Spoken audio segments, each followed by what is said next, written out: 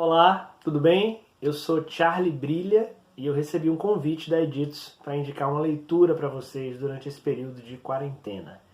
Para fazer esse vídeo, eu fui buscar um pouco as referências e as ideias, os meus hobbies, as minhas paixões.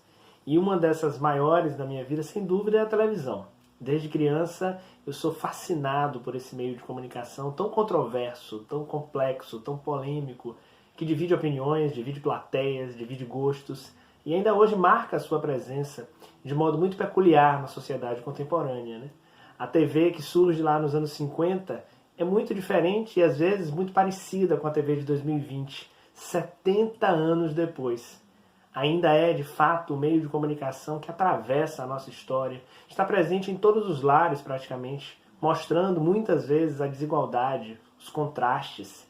A TV ainda é, de fato, a janela para muita gente que ainda não tem acesso à internet, aos livros e a outras oportunidades e outros meios. Eu vou sugerir para vocês uma obra leve. Eu acho que a quarentena pede um tempo para que a gente possa refletir sobre situações, pensamentos, reflexões e ações que gerem mais leveza, né?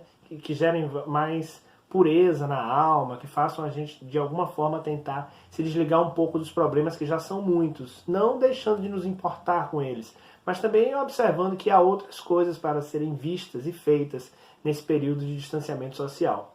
A obra que eu vou indicar para vocês hoje é da Patrícia Kogut, uma das principais críticas de TV desse país. 101 atrações que sintonizaram o Brasil.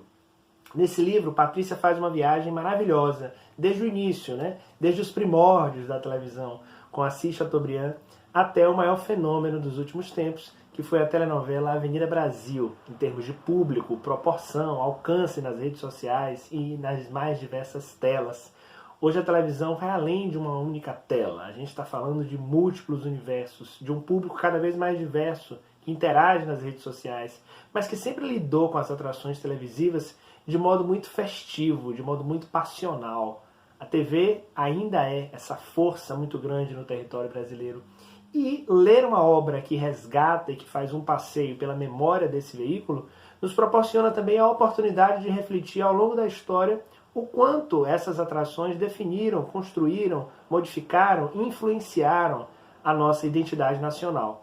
Entre as diversas lembranças que Patrícia vai trazer para a gente, ícones do entretenimento e da comunicação, como Hebe Camargo, Chacrinha, além de novelas clássicas que marcaram, de fato, toda a jornada da teledramaturgia brasileira nas últimas décadas.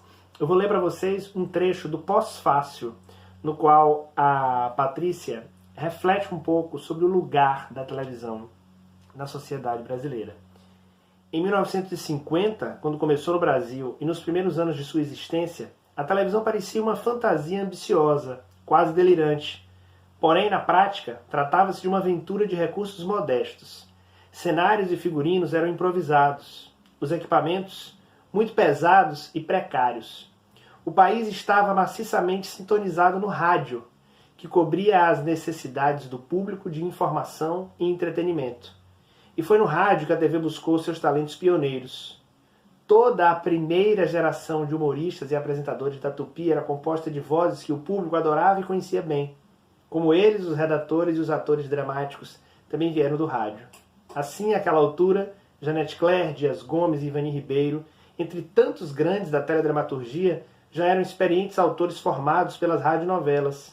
Muitos traziam os tics e o ritmo daquela linguagem que valorizava as palavras, mas prescindia da imagem. Nesses primórdios da aventura iniciada por Assis Chateaubriand, ninguém tinha televisor em casa. Era uma novidade. Mas essa empreitada de risco e sem muitos músculos ganhou território até virar a nossa principal indústria cultural.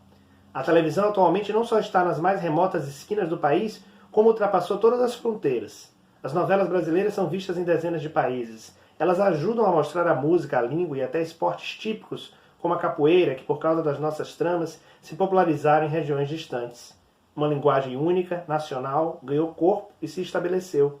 A tecnologia atualmente é sofisticada. Hoje é tudo mais complexo, mas por outro lado, mais simples também. Essa é uma das reflexões que a Patrícia traz para a gente nessa obra, que faz uma retrospectiva dos últimos anos na história da televisão brasileira, entre 1950 e 2012.